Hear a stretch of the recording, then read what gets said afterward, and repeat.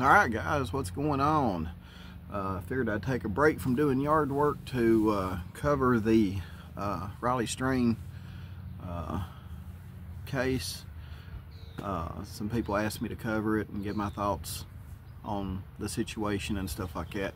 So yes, I do know the river systems, the tributaries around here, and that's what I'm going to kind of go into.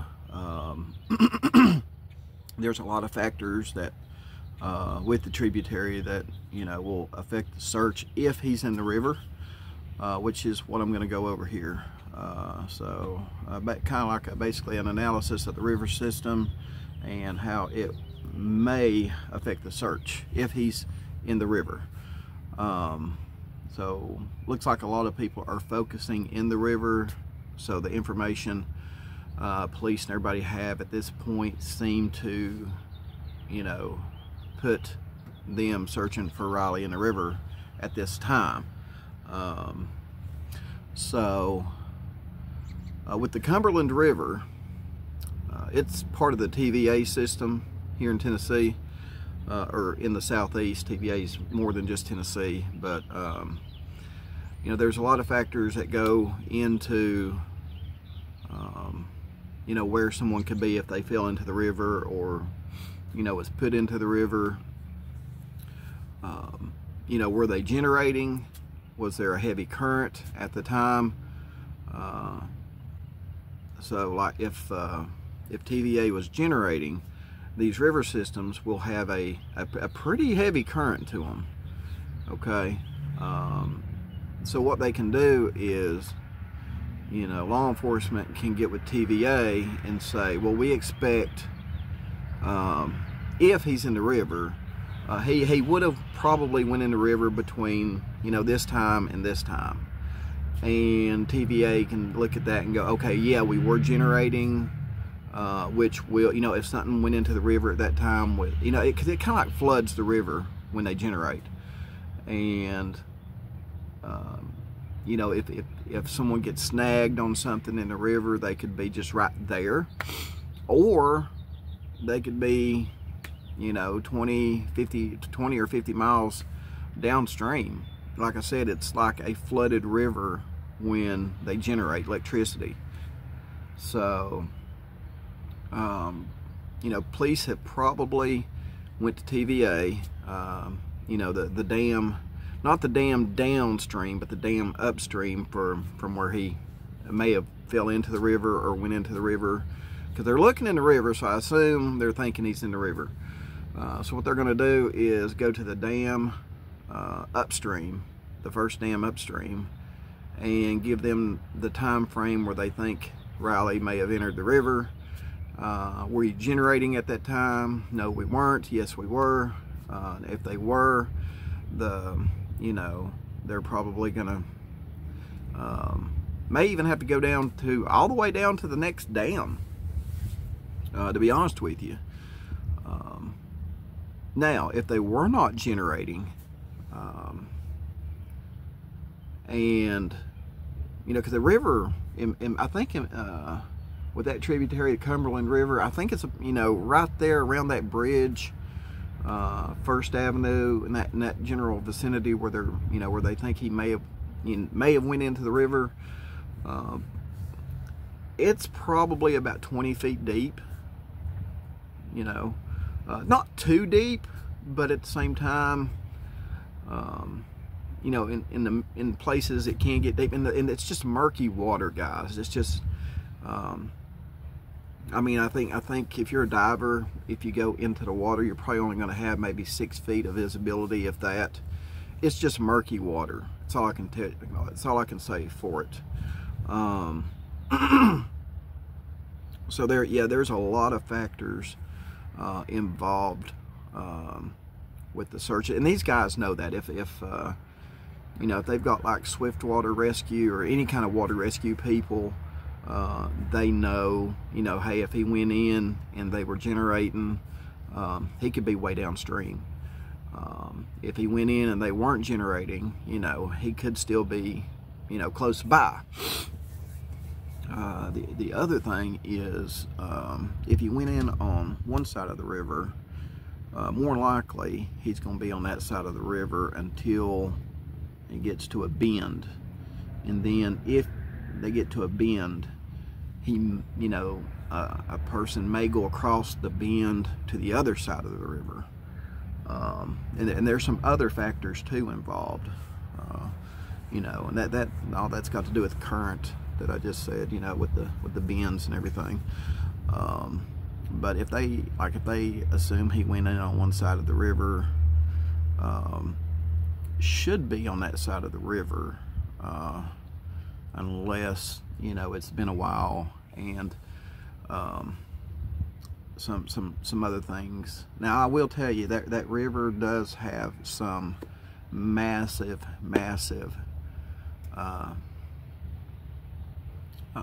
fish in it and animals. That more than likely, I hate saying this, guys, but that more than likely, could play a part in it too, depending on how long something's been in the river. So I don't want to spend too much time on that. That's kind of, I just don't want to talk about that. But I mean, at the end of the day, that is something that could affect the search. You know what I mean? You've got to realistically think, okay, could this have happened? Could that have happened? The current, animals, everything. You've got to think of every scenario, realistic scenario,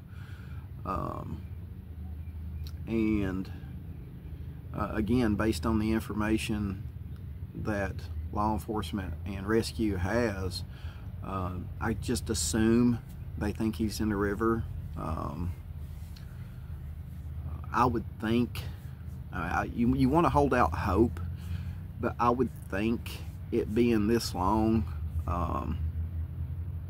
if he was okay, you would think that he would have turned up by now. You know what I mean? And again, with, man, it's just an awful situation, guys.